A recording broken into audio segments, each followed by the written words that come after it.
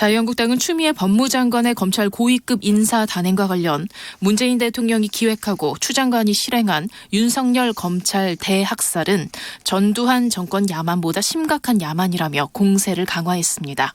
한국당 심재철 원내대표는 오늘 정권 범죄를 수사하는 검찰 핵심부를 권력이 통째로 드러내는 망동은 전두환 시절에도 없었다.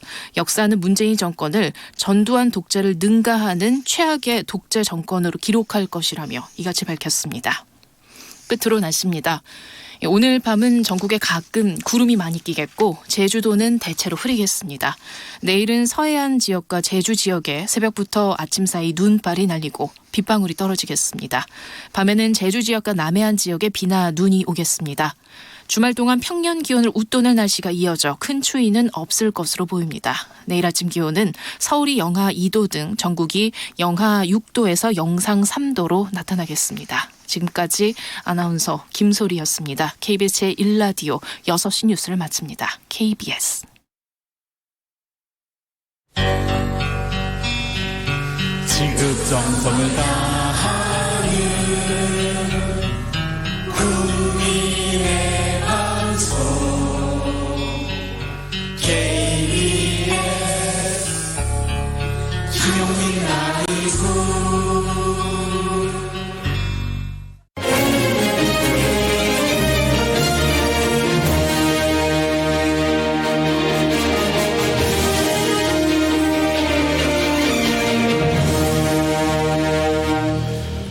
아홉 시에 9번에서 하는 KBS 뉴스9을 3시간 빨리 만나보겠습니다. 공동뉴스구역 KBS. 엄경철 KBS 보도본부 통합뉴스룸 국장 모셨습니다. 국장님 어서 오세요. 네, 안녕하세요. 네, 국장님 뭐 한 주를 열심히 달려왔습니다. 금요일인데, 자 금요일에는 사실 어떻게 뉴스의 비수기라고도 불리는 것 같은데 또 뭐 법원이나 검찰에서 발표하기 좀 곤란한 거를 또 금요일에 몰아서 발표하는 경우도 있다는 속설도 있고요. 대체로 주 5일이 시행된 이후에 금요일은 약간 조금 뉴스가 조금 비중이 떨어지고요. 네네. 말씀하신 대로 특수한 경우에 그렇게 의도적으로 흘리는 경우가 있다, 발표를 하는 경우가 있다는 뭐 음모론 같은 게 있긴 합니다. 예. 그렇지만 KBS는 토요일도 일요일도 9시 뉴스를 하지 않습니까? 예.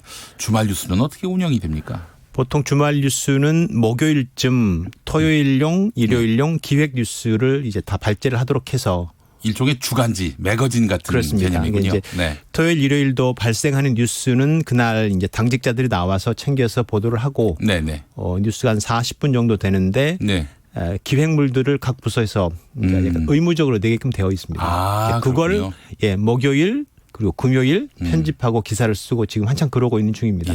주말에도 나오셔가지고 이렇게 회의하시고 그러십니까? 당직 기자들이 회의를 하고요. 저는 이제 오후에 나와서 이제 뭐 전반적으로 좀 보고 그렇습니다. 야, 그러면 월화수목 금금금이네요. 꼭 그런 건 아니고요. 토요일은 가급적 쉬려고 합니다. 예. 쉬실 땐 또 쉬셔야죠. 예. 자, 그래요. KBS 뉴스는 365일 24시간 쉬지 않습니다. 정말. 많은 기자들의 노고가 모여있는 KBS 뉴스입니다.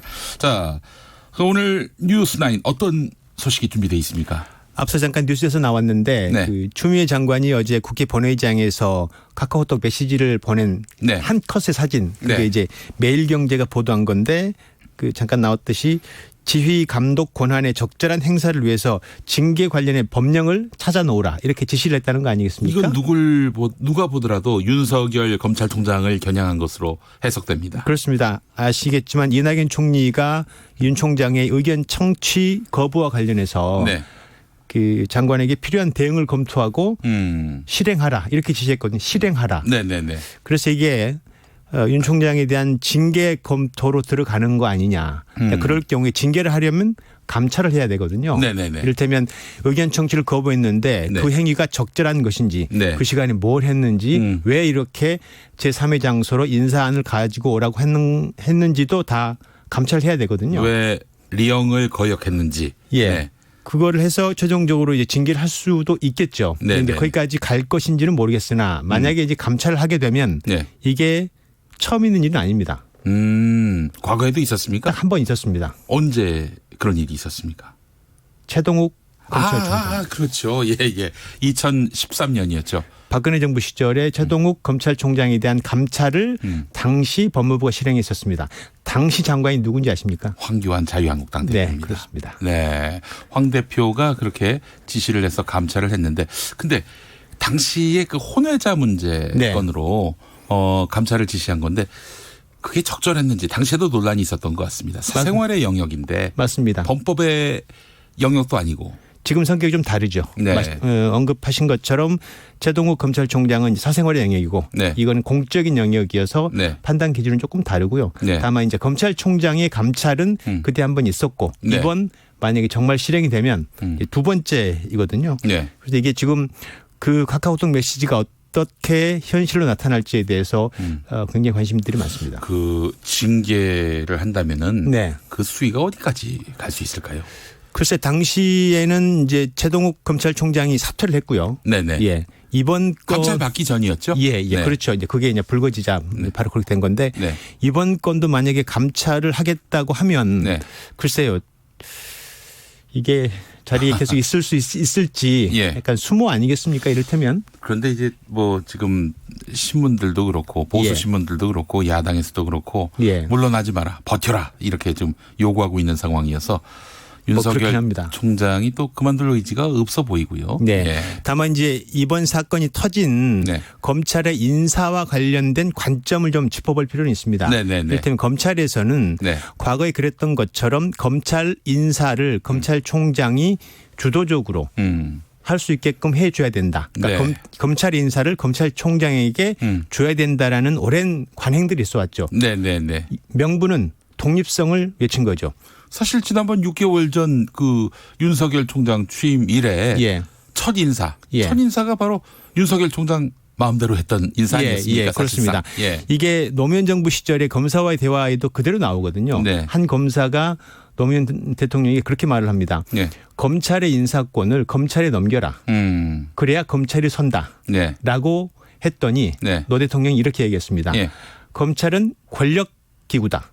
권력기구는 문민 통제를 하는 것이 민주주의의 근본 원리다. 네네네. 권력기관이 스스로 인사를 하고 수사를 하겠다고 하면 민주주의 작동이 되지 않는다라고 네. 하면서 거부를 했거든요. 네네. 그러면서 이제 논란이 빚어졌는데 이번 사건도 검찰의 인사권을 어떻게 볼 것이냐의 관점의 문제가 근본적으로 놓여 있습니다. 네, 알겠습니다. 계속 쟁점이 생성되겠네요. 네. 자, 오늘 9시 뉴스9 미리 보기 두 번째 뉴스는 뭐가 또 준비되고 있습니까? 주말이기도 하고요. 네. 또 중국이 25일부터 춘제입니다. 춘제. 이게 예. 며칠간은 춘제입니까? 거의 한 열흘 정도 가는 걸로 알고 있고요. 열흘 정도 쉬는 겁니까, 중국이? 거의 그런다고 알고 있습니다. 그렇군요. 일주일에서 열흘 뭐 다 다르겠죠. 직장마다. 네네. 근데 워낙 나라가 크다 보니까 대규모로 이동하는데 오늘부터 이동이 시작되고요. 이동하는데도 도로로 이동하면 중국은 너무 넓어서 네. 일주일 내내 이동하는 경우도 있다는 거 아니겠습니까? 그래서 오늘부터 다음 달 18일까지 30억 명이 이동한다고 합니다. 30억 명이요. 예. 뭐 도로로 24억 명, 예. 철도로 4억 명, 예. 또 항공기 선박으로 한 1억 명 이상. 아이고, 이게 가늠이 안 됩니다. 어마어마하죠. 예. 예. 근데 이게 관심이 되는 이유는 이제 네. 여행 산업 때문에 그렇습니다. 특히 국내 여행. 네네네. 그 춘제 기간에 중국인들이 한국 여행에 얼마나 올까에 대해서 이제 국내 관광 산업의 네. 관심사이거든요. 네네네. 아시겠지만 사드 배치 이후로 네. 단체 관광이 금지돼 있는데 지난해 말부터는 네. 많이 늘었다고 합니다.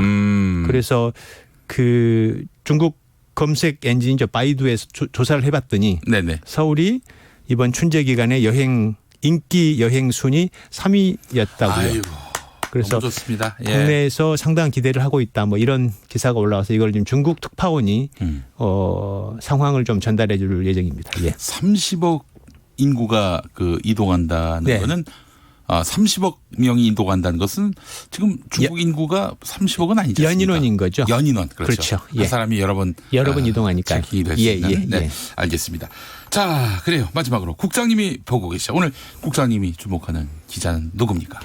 오늘 김소영 기자가 경북 의성에 네. 쓰레기산을 취재합니다. 네네. 혹시 기억하시겠는지 모르겠는데 지난해 3월에 네. CNN에서 한국의 쓰레기산을 보도를 해서 사실 세계적으로 망신을 산 적이 있었습니다. 그랬죠. 예, 예, 그게 예. 뭐 10m 이상 된 높이의 17만 톤이 거기에 쌓여 있는데 네네. 뭐 치우는 데만 300억 이상이 든다고 합니다. 그래서 이제 작년에 문재인 대통령이 2019년 안에 네. 반드시 처리해라. 그런데 아직도 처리가 안 됐습니다. 대통령 지시인데. 예, 특별 지시를 했는데 그래서 네. 왜 안 되고 있는지 문제점이 뭔지를 취재를 하는데 네. 김소영 기자가 예. 안 되고 있는 문제점을 잘 취재를 해서 빨리 좀 처리될 수 있는 길을 열 수 있도록 네. 잘 보여주기를 기대합니다. 네. 김소영 기자의 리포트도 열심히 네. 한번 저희가 보도록 하겠습니다.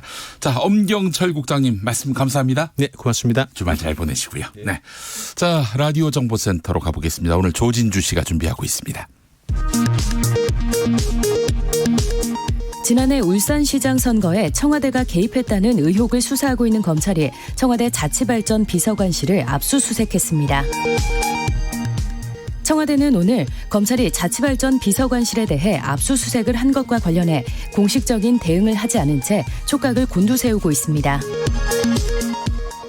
추미애 법무부 장관이 단행한 검찰 인사와 관련해 소집된 국회 법제사법위원회 전체 회의가 자유한국당과 바른미래당 의원만 참석한 채 반쪽으로 진행됐습니다. 앞서 한국당 의원들은 최근 검찰 인사에 반발해 법사위 개의를 요구했습니다. 윤석열 검찰총장의 인사협의 거부 논란과 관련해 추미애 법무부 장관이 징계 검토를 지시하는 내용의 메시지를 보내는 장면이 언론사 카메라에 포착됐습니다. 한미일 고위급 안보협의체 미국을 방문하고 돌아온 정의용 청와대 국가안보실장은 김정은 북한 국무위원장에 대한 트럼프 미국 대통령의 생일 축하 메시지를 우리가 북한에 전달했다고 밝혔습니다. 대외경제정책연구원은 미 이란 충돌 사태의 영향과 대응 보고서에서 유가 상승에 따른 석유 화학업계, 항공 해운업계 등의 영향이 예상되지만 거시경제에 대한 영향은 제한적이라고 진단했습니다. 지금까지 라디오 정보센터 뉴스였습니다. 김용민 라이브 주간 인물평 말하기 전에 생각했나요? 온라인 미디어 직설의 정주식 편집장 어서 오세요. 안녕하세요. 네. 자, 그래요. 1월 둘째 주입니다. 네. 새해 계획은 잘 이어가고 계세요? 잘 안 되는 것 같습니다. 계획이 뭐였는데요? 계획이 항상 틀어지기 때문에 저는 네. 계획을 세우지 않습니다. 영화 기생충의 대사를 인생의 기조로 삼고 살고 있습니다. 계획이 없었는데 뭐 틀어질 것도 없네요. 그러면. 그래서 계획을 잘 안 세우는 네, 편입니다. 알겠습니다. 무계획이 상책이다. 인생관인 것 같습니다. 맞습니다. 알겠습니다. 자, 말하기 전에 생각했나요? 첫 번째 주인공 바로 만나볼까요? 작년 4월 국회에서 있었던 그 패스트트랙 폭력 사건의 공소장을 금태섭 의원실이 공개했는데요. 네. 이 공소장을 보면 검찰은 황교안 대표가 의원들을 독려했다고 판단을 했고요. 그래요? 나경원 전 원내대표가 의원들에게 동선을 알려주면서 물리적 충돌을 주도했다라고 보고 있습니다. 그러면은 당시에 그 충돌의 배후로서 황교안 대표 또 나경원 당시 원내대표가 지목된 셈이군요. 맞습니다. 네. 공소장은 특히 지도부의 책임을 강하게 묻고 있어요. 그러니까 황교안 대표와 원내 지도부인 나경원, 정양석, 정용기, 김정재 의원이 신속 처리한 건 지정 동의를 막기 위한 계획 실행을 지시했다라고 적시가 돼 있고요. 그 좀 구체적인 내용을 보면 작년 4월 25일 그 최이배 의원이 감금돼 있었던 그때 여상규, 정가윤 의원 등이 나경원 원내대표에게 전화를 걸어서 네네. 감금을 풀지 않으면 불상사가 발생할 수 있다 이런 의견을 전달을 했는데 당시 보고를 들었던 나경원 원내대표가 물러나면 안 된다. 경찰이 문을 부수고 들어와서 끌려나가는 모습이 비춰져야 한다라고 말했다는 사실이 기록이 돼 있습니다. 이게 사실이라면 정말 큰 웃음을 저희가 너무 크게 웃으시는 거 아닌가요? 이게 사실이라면 이런 엄중한 사안을 지금 이야기하고 있는데 뭐 검찰의 그 기소장이기 때문에 이것도 역시 한 당사자 재판에서는 한 당사자의 주장이기 때문에 우리가 너무 여기에 그 신뢰를 할 필요는 신뢰를 둘 필요는 없겠다 하는 생각이 예. 들면서도 이게 사실이라면은 기가 막힌 일 아닙니까? 맞습니다. 예. 그리고 검찰은요 사개특위 회의장 앞에서 주도적으로 회의를 방해한 인물로 홍철호 의원을 지목했고요. 정개특위 회의를 주도적으로 방해한 인물로 장제원 의원을 지목했는데요. 장제원 의원이요. 맞습니다. 맨 앞에서 스크럼을 짜고 있었고 네. 뭐 선두에서 그 회의를 방해했다 이런 그 혐의를 받고 있는데 두 의원은요 지난주에 나란히 국회법 위반 혐의로 벌금 500만 원이 구형이 됐어요. 그래서 실은 이 벌금형을 그대로 수용하면은 당선 무효가 됩니다. 맞습니다. 20대 국회의원 당선 무효가 되는 맞습니다. 거예요. 5년간 피선거권을 박탈당하게 되는데 그러니까 이분들은 또 할 수 없이 정식 재판을 청구해야 되는 것이고요. 맞습니다. 네.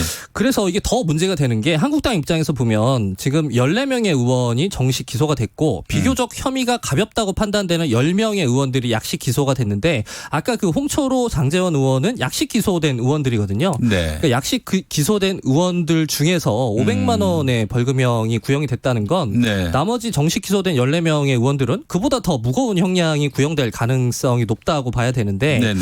만약에 그 이번에 한국당이 내년 총선 공천에서 이분들을 그대로 공천 강행을 할 경우에는 그 굉장히 무더기로 그 보궐선거가 치러질 가능성도 있다 이렇게 전망이 되는 거죠. 네.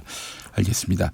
2123번 쓰시는 분 가구 배치랑 가게의 손님 이동에 대해 동선을 고민한다. 이 이야기는 많이 들어봤는데 데모할 때 끌려나갈 때 동선 배치를 고려했다니 무슨 뮤지컬 공연도 아니고 기가 막히네요라고 하셨습니다. 검찰의 기소장 내용이 그러한데 맞습니다. 뭐 최종적인 진실은 법원에서 가릴 수 있겠죠. 네. 아직까지는 뭐 검찰의 기소장에 나와 있는 내용 정도라는 점을 전제하시고 보셔야 될 것 같아요. 여기 너무 크게 웃으신 것 같아가지고. 아니 사실이라면 정말 크게 웃을 일입니다. 예. 맞습니다. 예. 네. 자 그래요. 이은재 의원 같은 경우 아유 이분은 어떻게 재판에서 자신의 이분은요. 무죄를 소명할까 상당히 궁금해요. 이분은요 이번 공소장에 보면 육관왕에 오르셨어요. 육관왕이에요. 예. 네. 이은재 의원이 그 연루된 혐의를 보면 특수공무집행 방해, 공동감금, 공동퇴거 불응, 네. 공용서류 은닉, 국회법 위반, 국회회의장 소동 등 총 6개의 혐의를 받고 있어요. 이거는 이제 4월 상황이고요. 네. 지난번 12월에 패스트트랙 저지한다고 해서 네. 막 이 의장석 그렇죠. 의장석에서 선거법이었나요? 선거법이었을 겁니다. 선거법 바꾸는 그런 회의에서 문희상 의장 이제 진입을 저지하기 위해서 예. 그렇게 굉장히 엽기적인 사진이 공개가 됐었죠. 팔꿈치로 막 때리는 그런 장면이 또 목격이 됐는데 맞아요. 이것도 지금 민주당에서 고발한다는 거 아니겠어요? 고발되면은 뭐 육관왕 플러스 알파가 될 것 같습니다. 네.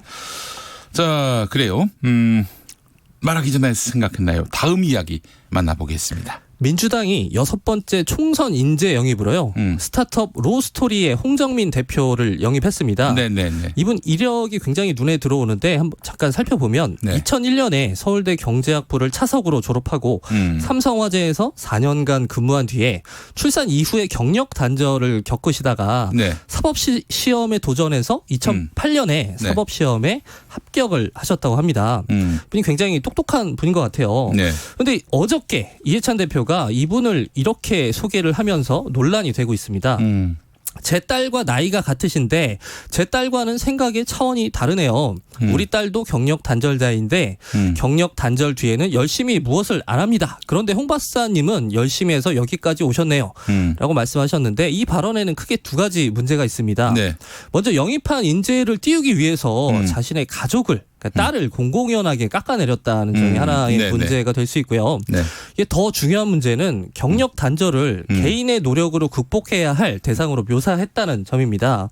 그러니까 이해찬 대표의 말에 따르면 본인의 딸 역시 경력 단절 피해자거든요. 네네. 근데 경력 단절을 극복한 사람을 영입하면서 경력 단절 피해자를 폄하하고 또 경력 단절을 노력으로 극복해야 한다는 메시지를 준 셈이 돼버렸어요. 네. 그러니까 보통 우리가 경력 단절을 이겨냈다. 이걸 극복했다 이런 표현을 쓸 때는 이게 개인의 서사를 표현할 때는 별 문제가 안 생기는데요. 이게 사회적 맥락을 갖게 될 때는 문제가 발생을 하거든요. 네네. 예를 들어 그러니까 경력 단절은 사회 구조적으로 해결을 해야 될 문제이고 그걸 해결해야 하는 게 정치의 역할인데 이걸 사회적 의제로 삼고 풀어가야 할 당의 대표가 이런 발언을 했다는 점에서 부적절한 언사였다는 지적을 받고 있습니다. 네.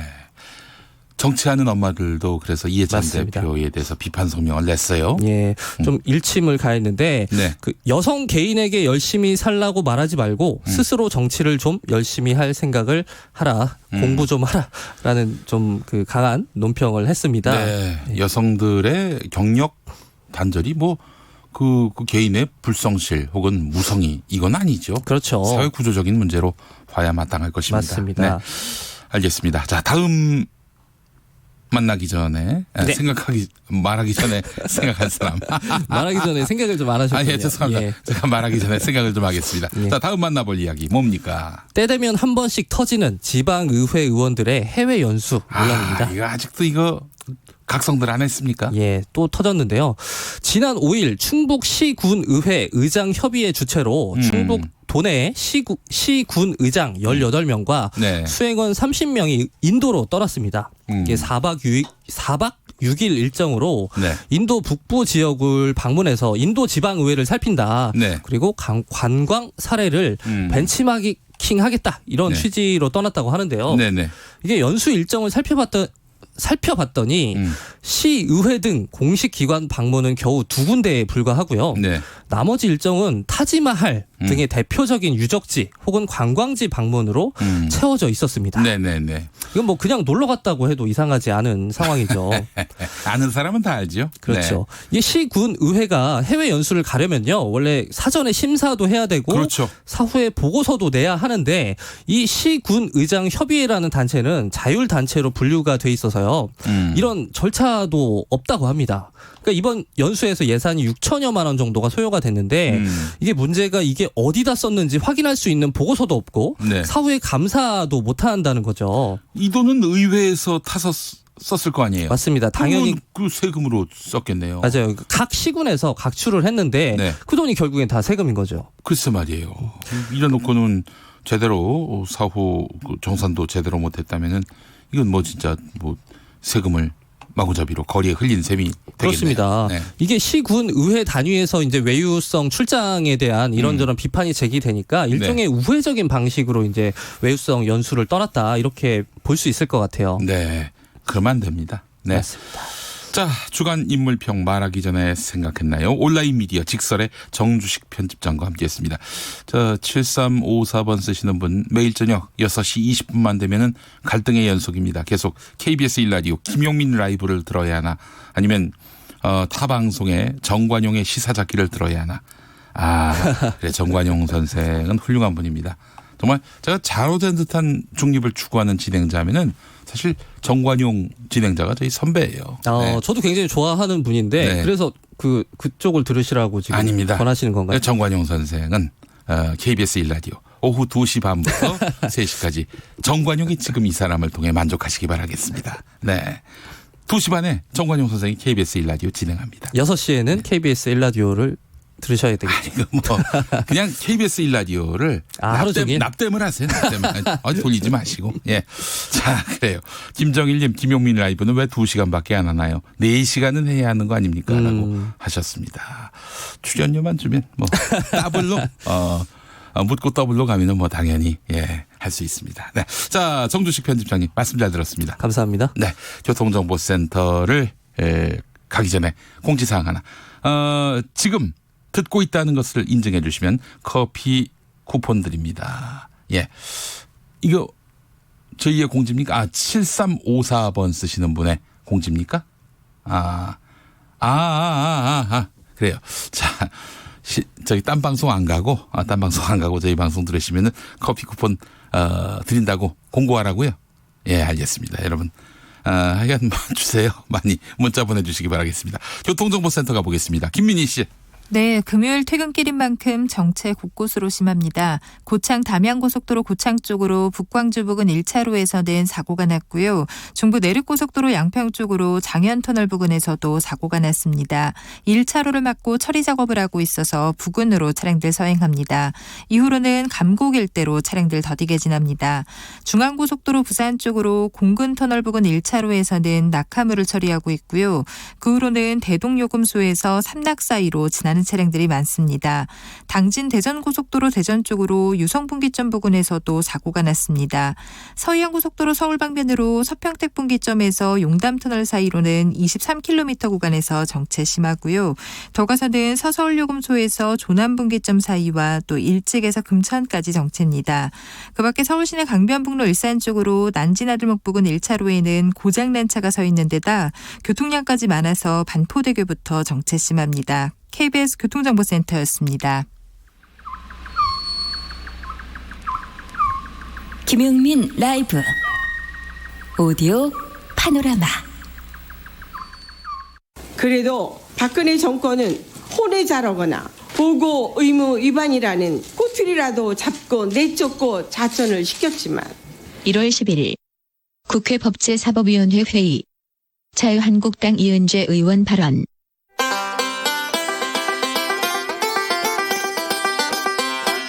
이은재 의원이 말한 그래도 박근혜 정권은 혼외 자라거나 보고 의무 위반이라는 꼬투리라도 잡고 내쫓고 자천을 시켰지만 이건 무슨 말일까?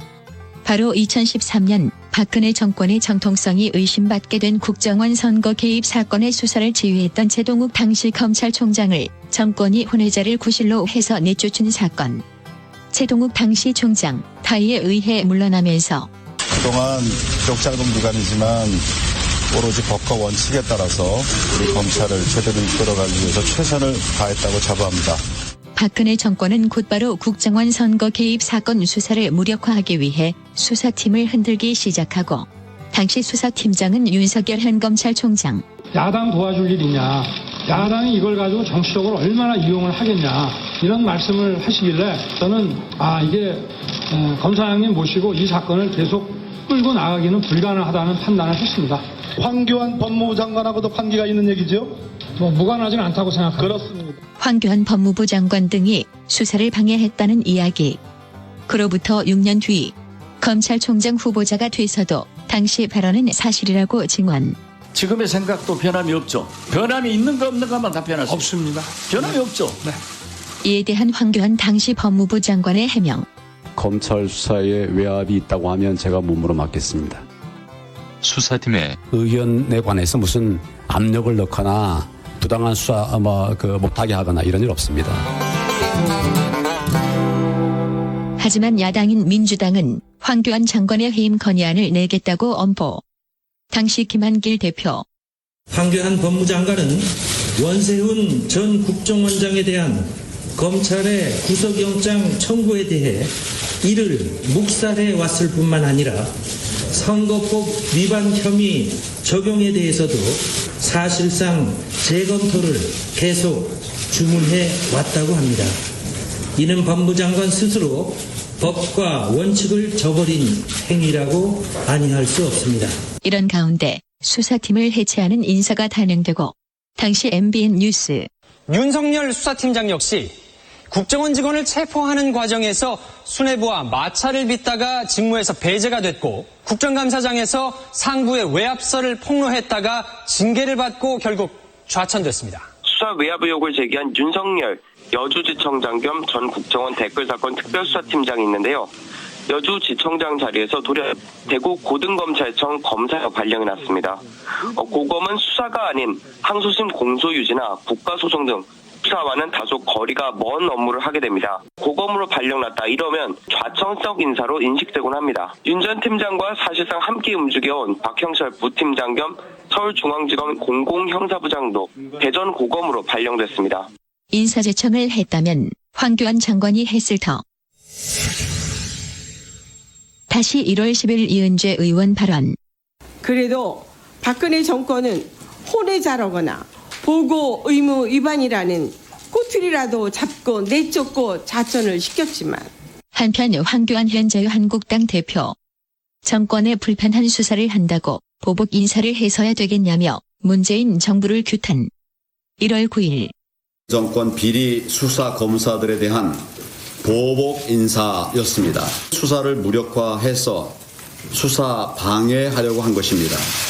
이것은 사실상 말씀드린 바와 같이 사화에 가까운 숙청입니다. 정권의 무도한 권한 남용 절대 잊지 않겠습니다. 반드시 그에 대한 책임을 또한 물을 것입니다.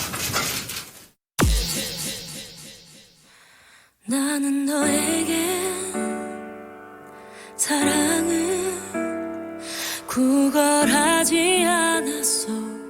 진심을 원했어.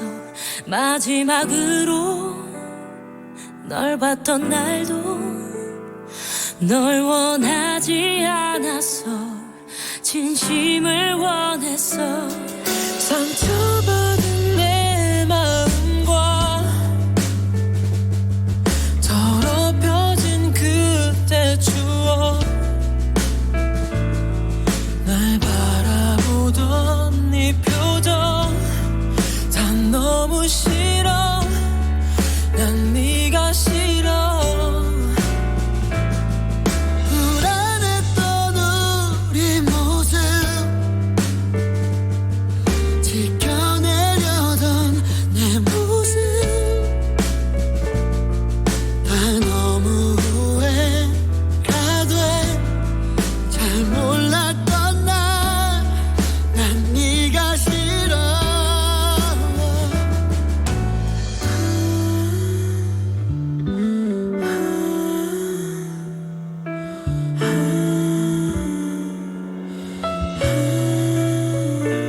나는 너에게 사랑을 구걸하지 않았어. 진심을 원했어.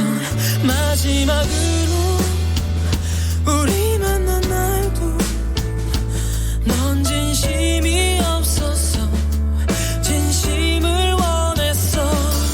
상처받은 내 마음과 더럽혀진 그때 추억 날 바라보던 네 표정 다 너무 싫어. 난 네가 싫어. 불안했던 우리 모습 지켜내려던 내 모습 다 너무 후회가 돼. 다친 나의 맘과 돌이킬 수 없는 우리 서로를 아프게 했던 그때가 싫어. 내가 싫어. 내가 싫어. 간이 더 흐른다면 서로 이해할 수 있을까. 하지만 그때도 우리 만나지 말자. 내가 싫어.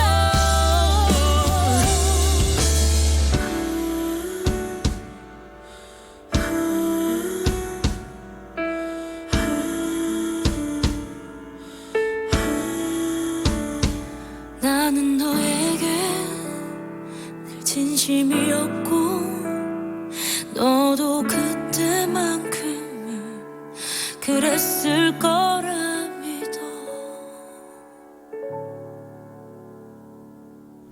어반자카파의 네가 싫어 듣고 오셨습니다. 네. 자, 여러분들 문자 많이 보내주셨어요. 다 소개를 못 해드려서 죄송하고요. 네, 몇 분 만나보도록 하겠습니다. 9427번 쓰시는 분, 쿠폰 때문에 그런 건 아니고, 경품 때문에 그런 건 아니고 항상 채널 땜질해 놓고 잘 듣고 있습니다 라고 말씀하셨습니다. 고맙습니다. 모바일 커피 쿠폰 그 쿠폰 때문에 그런 게 아니라 항상 KBS 1라디오 들으신다고요. 감사합니다. 6267번 쓰시던 분, 김용민 라이브 영업사원 김성규입니다. 라고 하셨어요. 김성규님, 이렇게 말씀하시면 제가 감동받을 줄 알았죠? 영업사원이 실적을 제시하셔야지. 농담입니다. 너무 감사합니다. 이렇게 또 영업사원을 자처해 주셨어요. 고맙습니다. 3164번 쓰시는 분, 청주 오창에 삽니다. 1부는 거실 오디오로 청주 89.3으로 듣고요. 2부는 부엌 라디오로 94.7로 듣고 있습니다. 이 94.7은 대전 방송이네요. 네, 계룡산에서 쏘는 건데 그래요. 그냥 89.3이 더 잘 들리지 않으시나요? 부엌이나 거실이나. 예. 아이고, 그래요. 하여튼 이 지역은 또 대전 방송, 청주 방송 잘 들리는 곳입니다. 좋은 곳에 사시네요. 네. 커피 쿠폰 보내달라고 하셨어요. 보내드립니까? 예, 보내드립니다. 네, 그래요. 어이구, 좋으시겠습니다. 자, 3648번 쓰시는 분, 인천 시내버스 44번 기사인데요. 쉬는 날 집에서도 꼭 청취합니다. 고생하세요. 라고 하셨습니다. 9075번 쓰시는 분, 커피 안 주어도 매일 잘 듣고 있습니다. 파이팅! 하셨습니다. 네, 이분 커피 쿠폰 드리지 마세요. 네.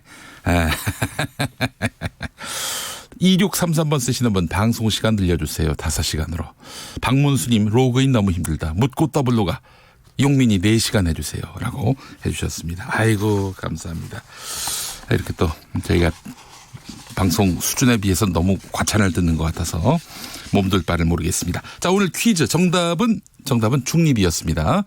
라온님, 정답 중식. 자, 그리고 2306번 쓰시는 분, 정답 중립성. 네, 성을 안 넣었으면 딱 좋았을 텐데. 네, 3385번 쓰시는 분, 중립. 유튜브로 보는데 정답이 뒤에 있네요. 라고 하셨습니다. 맞히셨고요. K73921437 계정 쓰시는 분, 정답 중앙분리대. 자, 권우철님, 중심. 항상 이게 문제죠. 기울지 않는 운동장처럼 중심 꼭 잡아주세요. 아, 멋진 말씀입니다. 자, 그리고 김대근님, 기아 중립. 네. 자, 심영훈님, 정답 중립. 그런데 불의와 정의의 중간이 중립인가요? 아주 정말 멋진 말씀입니다. 그러나 불의와 정의, 또 이것도 상당히 주관적이어서 그래서 중립이라는 표현 자체가 상당히 무책임하다, 이렇게 지적하시는 분도 있습니다. 자, 6726번 쓰시는 분, 정답 눈대중. 자, 7506 중립입니다. 어제부터 김용민의 라이브 듣고 있는데. 네. 자, 그리고 5989번 쓰시는 분, 중미애. 추미애가 아니라 중미애. 네.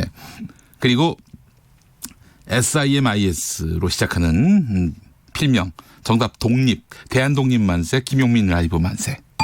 자, 2368 중립. 중립을 지킵시다. 시댁에서도 저는 남편과 시어머니 사이에서 중립을 늘 지켜오니 참 화목하네요. 라고 해주셨습니다. 오, 남편과 시어머니 사이에 며느리가 중립을 지킨다.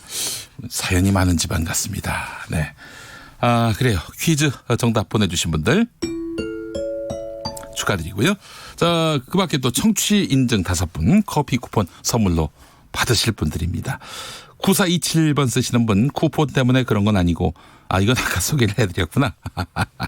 예, 소개를 아까 다 하셨어요. 김용민 씨가. 네. 자, 바로 최영일 평론가 모셔야겠습니다. 6시 41분입니다.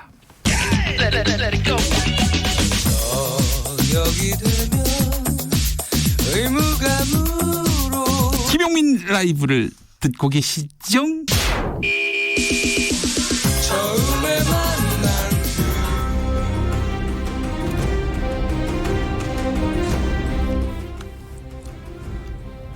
이게 안녕하세요. 저기 최영일 평론가님 어서 오세요. 네, 지금 이 시간은 오늘 국회의 모습이 내일 총선의 결과로 나타난다. 만약 내일 21대 국회의원 선거가 치러진다면 그 결과는 몇 대 몇 21대 총선을 예측하는 2020 의석 전쟁의 시간에 오셨습니다. 맞습니다. 네, 음악 한번 올라갔다가 네, 그래요. 최영일 시사평론가 어서 오십시오. 네, 안녕하세요. 자, 미래를 보는 눈 총선 예측가. KBS 1라디오 주말 아침 10시 5분부터 진행하는 뉴스월드 최영일입니다. 국제 뉴스가 모처럼 쏟아집니다. 쏟아지고 있는 상황이에요. 내일하고 모레 이 미국 중동 관계를 싹 정리해 드리겠습니다. 네, 그래요. 트럼프 대통령을 내일 연결한다는 소문이 있더군요. 시도는 하고 있어요. 네, 계속 시도는 하고 있는데 네네. 쉽진 않네요. 알겠습니다. 같은 이름의 딴 사람 연결하면 되는 거 아닙니까? 예. 그러면 이제 뭐 존 트럼프. 네. 자, 1081번 쓰시는 분 지금 여의도 공원을 산책하고 있습니다. 오. 김경민 선생의 방송하시는 목소리가 여기까지 육성으로 들립니다. 네. 어느 방송을 들으시는지는 모르겠습니다만 김경민 씨는 KBS 1라디오에서 진행을 하지 않습니다. 네네. 자, 그래요. 현재 각 정당의 의석수부터 체크해 볼까요? 네, 중요합니다. 더불어민주당 129석, 네. 자유한국당 108석, 이 바른미래당 20석 줄었습니다. 8석이. 네. 정의당 6석, 민주평화당 4석, 우리공화당 2석, 민중당 1석에 무소속이 25석인데 사실상 이 안에 대한신당 10석과 새로운 보수당 8석이 현재는 무소속으로 공식적으로는 돼 있습니다. 네. 자유한국당과 새로운 보수당이 보수 통합의 첫 걸음을 뗐습니다. 그렇더라고요. 하지만 여전히 잡음이 흘러나오고 있죠. 네네.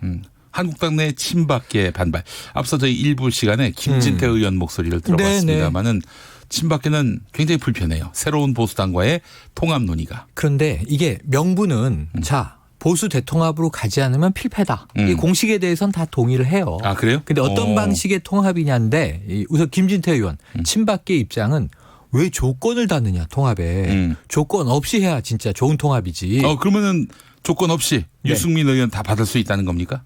그건 아니겠죠. 그런데 지금 이 조건 3개 유승민 의원 쪽에서 이제 탄핵의 강을 건너야 한다. 개혁 보수 방향으로 가야 한다. 헌집 허물고 새집 짓자. 이 3가지 이제 보수 통합의 3대 원칙 이렇게 얘기되고 있지 않습니까? 네네네. 그런데 이 조건을 무시하고 통합을 한다면 하나도 정리되는 게 없는 거예요. 근데 물론 이제 정리를 해야 통합이 가능한데 입장 정리가 돼야죠. 각각 자산 정리를 해야 자 우리가 그럼 결혼을 하면 우리 부부의 공동재산이 얼마구나. 또 어떤 것들은 따로 챙기는구나. 뭐 정리가 될 텐데 조건 없이라는 말은 그냥 이 유승민 의원계에서 제일 싫어하는 흡수통합. 우리 108석인데 8석 그냥 들어오면 되잖아. 그래, 들어와서 입당하면 통합이잖아. 들어와. 21대 총선에서 낙천시킬게. 이런 의도가 숨어 있는 것이 아닌가. 유승민 의원 쪽에서는 그렇게 또 그래서 염려하고 지금 말씀하신 있는 대로 흡수 통합 안 된다고 이미 선언했고요. 그럼 당대당 통합이고 사실 지금 이 국민통합연대에서 박형준 위원장, 통추위 위원장이 지금 2월 10일까지 새로운 형태의 신당으로 창당한다 그랬어요. 한국당 간판도 내린다는 얘기예요. 자, 이 상황에서 당대당 통합이라면 제일 중요한 이해관계, 이익 이게 뭐냐면 공천권 아니겠습니까? 그렇죠. 네. 그러니까 그것만 조율되면은 뭐 사실 당대당 통합이건 뭐 흡수 통합이건 그게 뭐가 문제가 되겠어요? 근데 이게 안 되는 거예요. 이게 안 되기 때문에 저는 이제 표피적인 선거 연대 수준의 명분은 통합을 어떻게든 만드는 구색을 갖출 겁니다. 하지만 결국 공천권에 대한 합의가 지분 정리가 이루어지지 못할 것이기 때문에 실질적인 화학적 통합은 어렵다. 물리적 통합의 표피를 쓸 수 있다. 이렇게 예견을 해봅니다. 네. 물리적 통합. 근데 박형준 그 위원장 그분이 이게 양측에 뭐 이견이 노출됐을 때 서로 이익이 충돌할 때 조정 중재할 만한 능력이 있고 또 권위가 있는지 이것도 따로 떼어서 생각을 해봐야 될 것 같아요. 인정하기 나름이죠. 근데 저는 능력과 권위는 만들면 돼요. 있을 수도 있어요. 문제는 이게 따라 순종하지 않으면 순복하지 않으면 안 되는 건데 그러니까 리더십은 팔로우십이 있어야 되는 거예요. 따라주면 생겨요. 안 따르면은 아무 의미 없습니다. 지금 황교안 대표 리더십 흔들린다 그럴 때 내부에서 그건 아닐세 하는 목소리가 많아지면 끄는 대로 안 가는 거잖아요. 오히려 딸려가는 거잖아요. 이런 현상인데 박형준 위원장의 저는 보수 통합에서의 좋은 얼굴이라고 봅니다. 그리고 거기는 뭐 이재호 전 장관이라든가 주로 또 굳이 분류한다면 지금은 원외로 밀려난 친이계들이 적지가 않아요.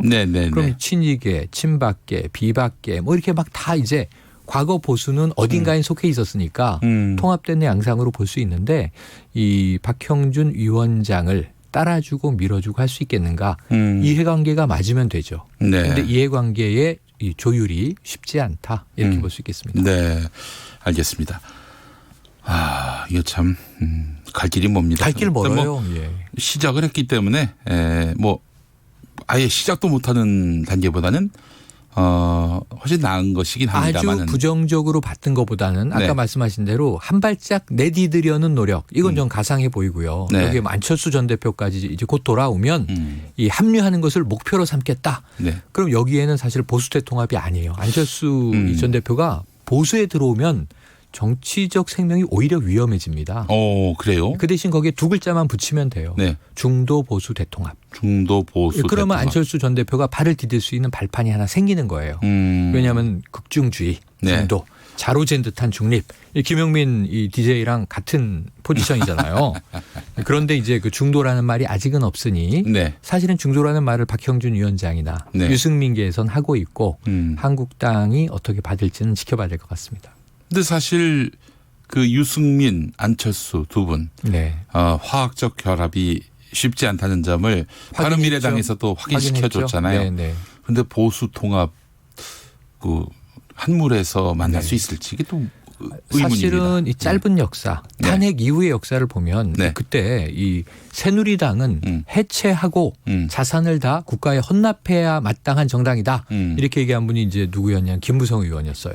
김무성 의원과 유승민 의원 두 분이 사실은 바른정당의 창업주였어요. 네. 그런데 이 김무성 의원과 뭐 김성태 의원 등 다 돌아갔고 이 돌아간 이제 의원들이 많죠. 네. 그리고 남아서 유승민 의원은 이 수가 줄어들다 보니까 국민의당을 깨고 나온 안철수계와 이제 합쳐서 바른 미래 당이 된 거였잖아요. 네네네. 근데 말씀하신 대로 화학적 결합이 안 됐고 심지어 2년 전에 잘못 결혼했다. 잘못된 결혼을 했다. 이런 얘기를 이제 토로하고 네. 심지어 하태경 의원 그때 신부가 바뀌었다. 이런 얘기도 하고 하지만 안철수 전 대표에 누구여야 하는데 안철수 전 대표와 결혼하는 줄 알고 갔더니 박주선이라는 신부가 나왔더라. 근데 그 신부가 지금은 손학규로 바뀌어 있는 거잖아요.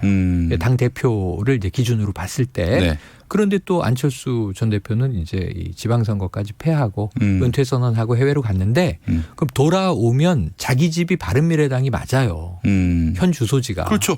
아니 국민의당의 그 후신이 네. 바로 바른미래당 아닙니까? 아니, 본인이 만들었어요. 바른미래당을. 네. 당주예요. 어찌 네. 보면. 그런데 지금 해외 1년여 나갔다 오는데 딱 일성이 뭐냐 하면 새술은 세부대에.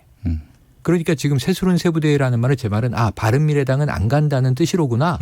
이렇게 해석이 되는 거고요. 네. 그럼 새부대, 나를 담을 이 새술. 안철수가 새술이 돼서 지금 돌아오는데 나를 담아줄 새로운 그릇은 어디인가. 근데 이것은 제 생각에는 8년 정치를 한 분이고 여러 당을 또 이제 리더로 이끌어본 분이기 때문에 예. 선거도 8년 동안 많이 치렀어요. 네네. 대선 2번, 총선 1번, 지방선거 2번 치렀습니다. 그럼 제일 중요한 게 뭘까? 세력입니다. 세력.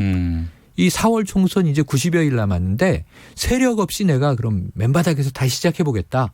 그 뚜벅이도 해봤죠. 광야로도 여러 번 나가봤죠. 이 당 저 당 만들어봤죠. 그 세력이 바른미래당이잖아요. 네. 세력이 아니라니까요. 안철수 전 대표 눈에 차겠냐고요. 지금 20명인데 거기다가 나랑 함께 합작했던 또 유승민계는 나가버렸는데 20석에서 팽창을 하고 확장을 하면 되는 거 아닙니까? 거기서부터 이제 늘려서 지금 파편화되어 있는 과거의 국민의당, 네. 호남계 의원들 지금 또 이제 민주평화당도 거기서 쪼개진 거 아닙니까? 대한신당도 같이 민주당을 박차고 나온 또 동지들 아닙니까? 탈당 네. 동지들 네네. 다 규합을 해서 국민의당 수준을 만들어야 되는데 90여일 동안 불가능하다. 네. 제가 보기에는 큰 판을 얻겠다. 호랑이 굴러 가보자. 그래서 아마 이 한국당과 지금 추진되고 있는 보수 통합 쪽에 네. 관심이 있을 것인데 지금 표정은 일단은 포커페이스입니다. 네. 무표정합니다. 돌아오면 들여다보기로 하죠. 루이스님, 바른미래당이 안철수 전 대표에게 버린 미래당이 된 겁니까? 그런 셈이죠. 예. 지금 안 돌아간다는 거잖아요. 알겠습니다. 자, 어젯밤 국회에서 민생법안 198건이 네. 처리됐습니다. 자유한국당 검찰 인사에 반발하면서 표결에 불참했는데 네. 최영일 평론가님은 이 추미애 법무부 장관의 첫 검찰 고위직 인사 어떻게 보셨어요? 잘 봤습니다. 이거 뭐 정상적으로 한 거 아니에요? 그러니까 저는 이제 두 가지만 말씀드릴게요. 네네. 법무부 장관이 이 검사의 인사를 제청하면 대통령이 임명한다. 네. 거기 이제 검찰총장의 의견을 들어서. 근데 의견을 들으려고 했는데 안 들어졌죠. 네. 이게 법무부와 검찰의 입장이 180도 다릅니다. 네. 그런데 이 제3의 장소에서 만나자고 했다라는 의견이 나왔죠. 법무부가 인사안을 들고 와야 한다. 네. 저는 이게 검찰 개혁하자는데 줄탁동시라는 말을 이 신임 법무부 장관 취임식에서 얘기했어요. 얘기했잖아요. 그러니까 밖에서 깨고 또 안에서 또 쪼고. 안에서 병아리가 나오려고 깨고 그러니까 이게 검찰은 개혁의 대상이 아닙니다. 개혁의 동반자입니다. 네. 함께 해 주십시오. 아니 그럼 그 인사한 검찰총장이 메모 형태로라도 만들어서 네. 내 의견은 이렇습니다. 법무부 장관실에 가서 만나면 한국당 의원들이요. 그건 검찰의 중립성을 해칠 수 있기 때문에 법무부 장관 집무실에 안 가고 제3의 장소에서 만나는 관행을 그동안 가져왔던 것이다. 아니 민주당으로 오라 그러면 제가 문제 있다고 얘기하겠어요. 민주당으로 들어와 그러면 안 되죠. 검찰총장을. 네. 근데 상급자인 법무부 장관이 내 집무실로 와서 자 얼굴 맞대고 의논합시다. 뭐가 무서워요? 추미애 장관 집무실이 무서운 곳이에요. 거길 왜 검찰총장이 못 가요? 과천 정사를 서초동에서 왜 못 가요? 세종시도 아니고. 네. 30분 뭐 전에 오라고 했다. 이건 좀 제가 보기에는 이제 그 전에 조율 과정을 추미애 장관이 다 이제 털어놨습니다만 이 제가 보기에는 검찰이 좀 이 관행에 기대서 좀 권위주의적으로 행동한 것 아닌가. 네. 이거 깨자는 게 개혁 아닌가. 두 번째 문제는 뭐냐면 자, 윤석열 사단 수족이 잘렸다. 뭐 대학살 이런 얘기 나오는데 네. 윤석열 총장을 제가 좋아했었어요. 이 말이 너무 멋있었어요. 네. 저는 사람에 충성하지 않습니다. 조직에 충성합니다. 윤석열 사단은 누구한테 충성하는 검사들이에요? 왜 이름이 붙은 사단이 생기죠? 검찰총장은 검찰 2천여 검사를 다 총괄하는 자리잖아요. 그걸 또 무슨 이게 민간단체도 아니고 공공기관 아닙니까 검찰? 아니 비윤석열 검사가 요직에 오면 검찰이 사단 나요? 그러면은 총장이 리더 맞아요? 그럼 윤석열 사단은 내가 이렇게 믿고 쓸 수 있는데 다른 검사들은 못 믿어요? 아니 물론 우리가 조직 생활을 해보면 현실적으로 그런 게 있어요. 누구 라인 누구 라인. 네. 김용민 전무님 라인. 최영일 과장 라인 생겨요. 근데 그럴 수 있는데 그걸 풀어 헤쳐야 되는 게 리더 네. 역할인데 왜 수족 잘렸다 대학살 이런 표현이 나오는지 2천여 명의 검사를 왜 부끄럽게 만드는 표현들이 정치권에서 나오는지 우리 가슴에 손을 얹고 원점에서 다시 생각을 해보시자고요. 네, 알겠습니다. 이게 하나회도 아니고 말이죠. 하나회도 아니고. 군에서 사조직이 있다는 거는 네. 정말 이건 엄청나게 그렇죠. 이 경계돼야 하고 네, 네. 있다면은 발본색원을 내서 해체시켜야 네, 되는 것인데 맞습니다. 검찰에 사단이 있었다. 네. 이 말 자체가 굉장히 충격적으로 다가온 분들이 많이 계십니다. 전임 정권에서처럼 당시 최동욱 검찰총장이 국가기관 대선 개입을 자, 명명백백히 수사하겠다 하니까 네. 파내는 과정을 제가 놀라면서 봤거든요. 네, 네. 혼외자 나오고 사생활 다 들춰지고 막 이럽니다. 네. 근데 지금 이제 이번 정부에서는 그런 이 역할을 당한 인물이 조국 전 장관이고 네. 지금 뭐 일가가 다 이제 법의 칼날을 앞에 서 있지 않습니까? 네. 이 정경심 교수 이제 22일 날 구속될지 안 될지도 나오고 그 윤석열 총장은 이 칼을 쥐고 있는 입장인데 네, 네, 네. 윤 총장 청와대가 이 불신임 안 한다는 거잖아요. 지금 물론 민주당 내에서는 징계해야 된다 네. 또는 갈아치워야 된다 이런 목소리가 격앙돼 있습니다만 청와대가 인사권을 가지고 있는데 총장이 임기 보장할 것 같아요. 그러면 지금 이 저 몇 명 지금 옷 벗은 검사도 없습니다. 이 보직이 바뀌었을 뿐이지. 네. 그냥 전 윤 총장이 마음 다잡고 예. 이 저 법무부 장관과 함께 개혁에 나서면 아무 문제 없는데 정치권 또 혹은 언론이 너무 시끄럽다 이런 네. 말씀드리고 싶어요. 알겠습니다. 자 이제 마무리하면서 네. 당장 내일 총선이 있다면 이거 마지막 예언이에요. 네. 다음 주부터는 제가 숫자를 말씀드리지 않을 수도 있어요. 왜요? 왜냐하면 이제 다음 주부터 이제 90일에 들어가요. 1월 16일부터. 그래서 그걸 제가 법적 검토를 하고 네. 숫자가 아니면 다른 사인으로 제가 코를 만진다든가 뭐 눈을 만진다든가 그건 머리를 긁는다든가. 유료 서비스로 하면 어떨까요? 그러니까 이게 이 생방이 끝나고 우리 용디께 예, 알겠습니다. 따로 보고 올리겠습니다. 시간이 없습니다. 내일 이 열리면 네. 민주당 128석 얻습니다. 그렇군요. 네. 자유한국당 89석 얻습니다. 그렇군요. 분발해야 됩니다. 다른 당은 뭐 예측을 하죠. 다른 당은 아직 예측할 필요가 없습니다. 알겠습니다. 어떻게 될지 모릅니다. 예. 보수대 통합 화이팅! 잘 되시길 빕니다. 최영일 평론가 수고하셨습니다. 고맙습니다. 김용민 라이브 오늘 순서 마무리하겠습니다. 내일 5시 5분에 돌아옵니다. 좋은 저녁 보내세요.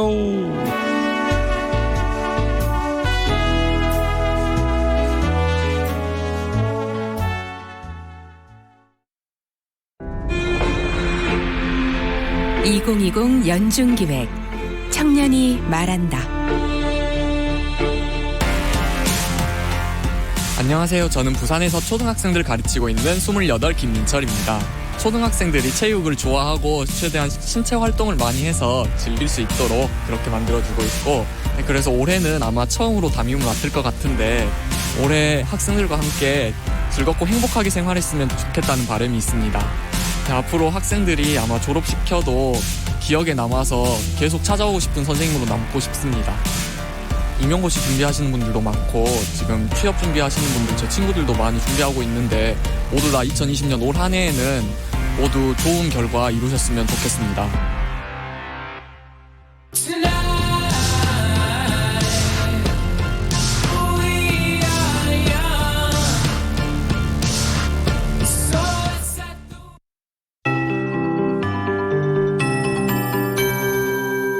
KBS 58분 날씨. 당분간 우리나라는 중국 북부 쪽에 위치한 고기압 가장자리에 들겠습니다. 가끔 구름이 많이